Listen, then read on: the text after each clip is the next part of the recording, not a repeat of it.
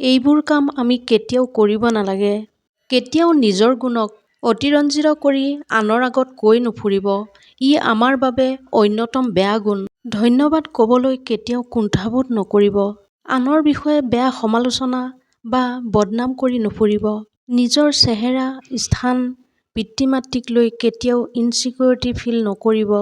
কাৰো প্ৰতি নেতিবাচক চিন্তা নকৰিব। নাই বুলি ক'বলৈ ভয় নকৰিব। পিতৃ-মাতৃক তুচ্ছ জ্ঞান নকৰিব। সকলোকে সন্তুষ্ট কৰিবলৈ চেষ্টা নকৰিব। যাকে তাকে বিশ্বাস কৰি আৰু আপোনাৰ সকলো গোপন কথা শ্বেয়াৰ নকৰিব। কাকো অন্ধভাৱে বিশ্বাস নকৰিব। অবাবত আড্ডা মাৰি সময় নষ্ট নকৰিব। সম্পৰ্কত যদি সুখী নহয় তেন্তে আগুৱাই নাযাব। কালিলৈৰ বাবে কাম এৰি থৈ নিদিব। আপুনি জানেনে এটা হাঁহিৰ কিমান শক্তি আছে? দৈনিক জীৱনত যেনে খোৱা-বোৱা, খোজ কঢ়া, কাৰোবাৰ লগত কথা পতাৰ দৰে কামবোৰ কৰোঁতে আমি কেতিয়াবা কিছুমান কঠোৰ শব্দৰ লগত বা হতাশা আৰু উদ্বিগ্নতা আদিৰ সন্মুখীন হওঁ। আপুনি বিশ্বাস কৰক, এই ধৰণৰ বিভিন্ন বাধা, সমস্যা আদিবোৰ আমি আমাৰ ঘনিষ্ঠ মানুহবোৰৰ পৰাই আটাইতকৈ বেছি পাওঁ। কিন্তু আমি সহজ সৰলভাৱে সম্পৰ্ক ৰক্ষাৰ স্বাৰ্থত মনে মনে থাকোঁ। এটা কথা মনত ৰাখিব, যেতিয়ালৈকে আপুনি এই পৃথিৱীত থাকিব তেতিয়ালৈকে সমালোচনা, নিন্দা, খোঁচা-বিন্ধা আপোনাৰ পিছফালে কৰি থাকিবই।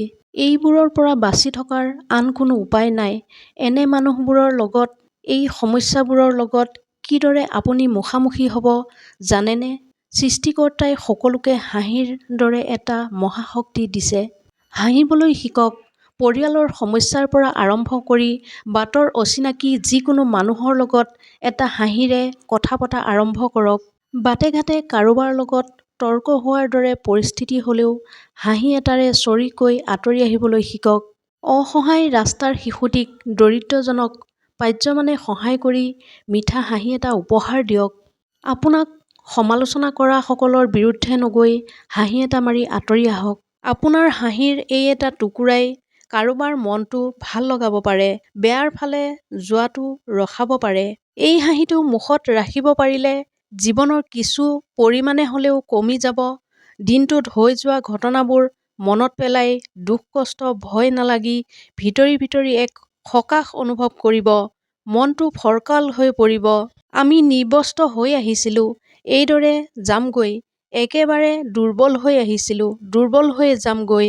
ধন সম্পত্তি নোহোৱাকৈ আহিছিলোঁ, জীয়াই থাকোঁতে হাজাৰ ধন সম্পত্তি ঘটিলেও একোৱে লগত নিনিয়াকৈ যাবগৈ লাগিব। এয়াই প্ৰকৃত সত্য। তেতিয়াহ'লে ভাবকচোন, আমাৰ কি কাৰণতনো ইমান অহংকাৰ? কিয় ইজনে সিজনৰ প্ৰতি ইমান ঘৃণা? কি কাৰণত ইমান স্বাৰ্থপৰতা? কিয় ইমান আনৰ প্ৰতি বেয়া ভাৱনা? এইটোৱে আচল কথা যে এই পৃথিৱীত আমাৰ হাতত সময় একেবাৰেই তাকৰ আৰু আমি ইমান মূৰ্খ যে আমি এনে মূল্যহীন কামবোৰত ব্যস্ত হৈ আছোঁ। আমাৰ জীৱনটো কিমান সুন্দৰ হ'ব সেয়াই নিৰ্ভৰ কৰে কেইটামান সৰু সৰু দিশৰ ওপৰত, কিন্তু যিবোৰৰ প্ৰতি আমি বিশেষ গুৰুত্ব নিদিওঁ। ১. আমাৰ চিন্তাধাৰা। আমাৰ চিন্তাধাৰা কি? আমি ইতিবাচক কথাবোৰ বেছিকৈ ভাবোঁ নে নেতিবাচক কথাবোৰ বেছিকৈ চিন্তা কৰোঁ? ইয়াৰ পৰাই আমাৰ জীৱনটো ভাল হোৱাটো বহুখিনি নিৰ্ভৰ কৰে। আমি যিটো ক্ষেত্ৰত বেছি গুৰুত্ব দিওঁ, জীৱনটোতো এইটোৱেই বেছিকৈ দেখা পোৱা যায়। সেইবাবে যদি জীৱনটো সুখৰ কৰিব বিচাৰে তেনেহ'লে ভাল চিন্তা, পজিটিভ আলোচনা আদি কৰা অতি প্ৰয়োজন। ২. আমাৰ মুখৰ কথা। জীৱনত আমি কিমান সুখী সেয়া আমাৰ কথাৰ পৰা দেখুৱাই দিয়াটো গুৰুত্বপূৰ্ণ। মনত দুখ কষ্ট এসোপা লৈ আনৰ আগত হাঁহি লৈ ভালে আছোঁ কৈ ফুৰাটোতকৈ মনৰ দুখবোৰ পাতলাবলৈ কোনো আপোন লোকক কোৱা উচিত।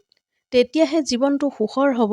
জীৱনত সুখী হ'বলৈ বেংকত বেলেঞ্চ থকা বহুত ধনী বা চিনেমা নায়কৰ দৰে সংগী বা ৰাণীৰ দৰে এগৰাকী থকাৰ প্ৰয়োজন নাই। বৰঞ্চ বিশ্বাসযোগ্য হাত বা কান্ধ এখনেই যথেষ্ট, যাৰ হাতত ধৰি বা কান্ধত হাত দি গোটেই জীৱনটো কটাব পাৰি। আপোনাৰ অনুভৱক সন্মান কৰা বা আপোনাৰ ইচ্ছাক অগ্ৰাধিকাৰ দিয়াজনৰ প্ৰয়োজন। তেওঁৰ হাঁহিটোৱেই হ'ব আপোনাৰ দুখৰ সময়ত কিছু আশাৰ কাৰণ বা আপোনাৰ সপোন পূৰণৰ চাবিকাঠি।